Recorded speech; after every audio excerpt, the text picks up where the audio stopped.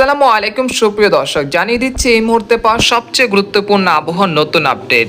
পশ্চিমী ঝঞ্ঝার কারণে আজও বাংলাদেশ এবং পশ্চিমবঙ্গ এবং উত্তরবঙ্গের বেশ কয়েকটি জেলাতে বিক্ষিপ্ত আকারে বৃষ্টিপাত ও বজ্রসহ ঝড় বৃষ্টি ও কোথাও কোথাও ঘন্টায় 40 থেকে 50 কিলোমিটার বেগে দমকা ও ঝড়ো হাওয়া বয়ে যেতে পারে।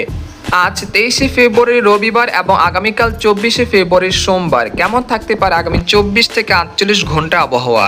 বাংলাদেশ থেকে শুরু করে ভারতের পশ্চিমবঙ্গ, আসাম, মেঘালয় এবং উত্তর থেকে ত্রিপুরা রাজ্যে আগামী 24 থেকে 48 ঘন্টার মধ্যে যেসব জেলাগুলোতে বিক্ষিপ্ত আকারে বৃষ্টিপাত ও বজ্রসহ শিলাবৃষ্টির আশঙ্কা রয়েছে এবং এই মেঘ বৃষ্টির প্রবণতা কতদিন পর্যন্ত চলমান থাকতে পারে এবং আগামী 10 দিনে বঙ্গোপসাগরে অবস্থা কীরকম থাকতে পারে এই বিষয়ে বিস্তারিত জানতে হলে ভিডিওটি সম্পূর্ণ দেখতে থাকুন।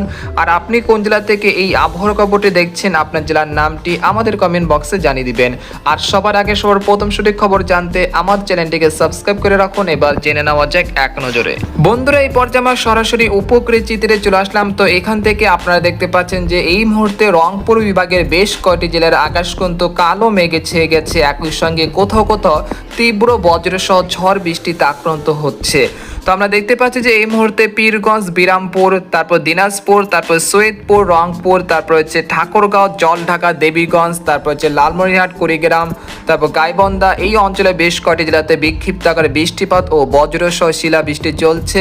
একই সঙ্গে আকাশ রয়েছে মেঘলা, সেই সাথে কোথাও কোথাও ঘন্টায় 40 থেকে 50 কিলোমিটার বেগে দমকা ও ঝড়ো হাওয়া বয়ে যাওয়ার আশঙ্কা রয়েছে।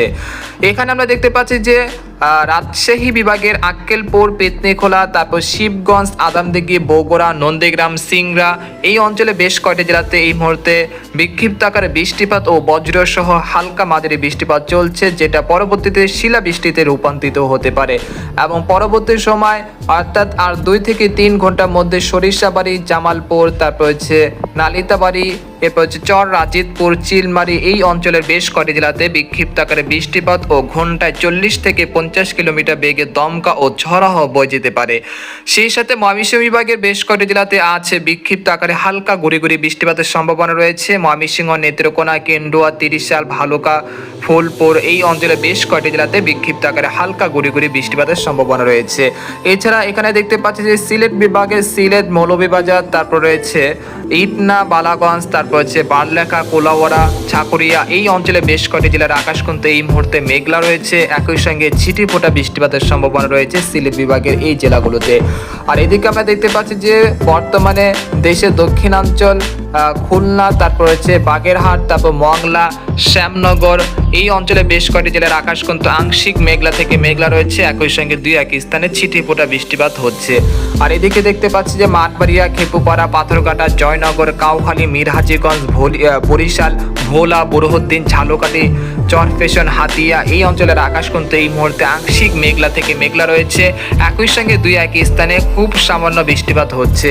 আর এদিকে দেখতে পাচ্ছি ঢাকা বিভাগের রাজধানী ঢাকা, ডেমরা, নরসিংদী, কাপাসিয়া, কটিয়াদি, বানিস্তালী, টাঙ্গাইল, ডেমরা, শিবালয়, ফরিদপুর এই অঞ্চলের আকাশ পরিষ্কার থাকলেও দক্ষিণে যে জেলাগুলো রয়েছে যেমন মাদারীপুর, শিবচর, মুকতাদপুর, গোপীনাথপুর, টঙ্গীপাড়া এই অঞ্চলের আকাশ কিন্তু বেশ মেঘলা, অর্থাৎ কিছু কিছু জেলায় বিক্ষিপ্ত আকারে হালকা গুড়ি গুড়ি বৃষ্টিপাত হচ্ছে, যেটা পরবর্তীতে রাজধানী ঢাকা, মুন্সিগঞ্জ, নারায়ণগঞ্জ, মানিকগঞ্জ এই অঞ্চলে বেশ কয়েকটি জেলাতে আক্রান্ত হতে পারে। তবে বৃষ্টিপাতের সম্ভাবনা ঢাকা বিভাগে আজ তেমন থাকলেও বজ্রসহ শিলাবৃষ্টির সম্ভাবনা রয়েছে। তবে সেটা আজ বেলা 11টা থেকে দুপুর বা বিকেলের মধ্যে এই পরিস্থিতি তৈরি হতে পারে ঢাকা বিভাগের বেশ কয়েকটি জেলাতে, বিশেষ করে ফরিদপুর, তারপর হচ্ছে মাদারীপুর, তারপর হচ্ছে ডেমরা, নাগপুর, পাংশা, বালিয়াকান্দি, বেড়া, টাঙ্গাইল, কালিহাটি, গাজীপুর, ভালুকা, কাপাসিয়া, নরসিংদী, কটিয়াদি, তারপর হচ্ছে মুন্সিগঞ্জ এই অঞ্চলে বেশ কয়েকটি জেলাতে আজও বিক্ষিপ্ত আকারে হালকা মাঝারি বৃষ্টিপাতের সম্ভাবনা রয়েছে। সেই সাথে ঘন্টায় 30 থেকে 40 কিলোমিটার বেগে দমকা ও ঝড়ো হাওয়া বয়ে যেতে পারে।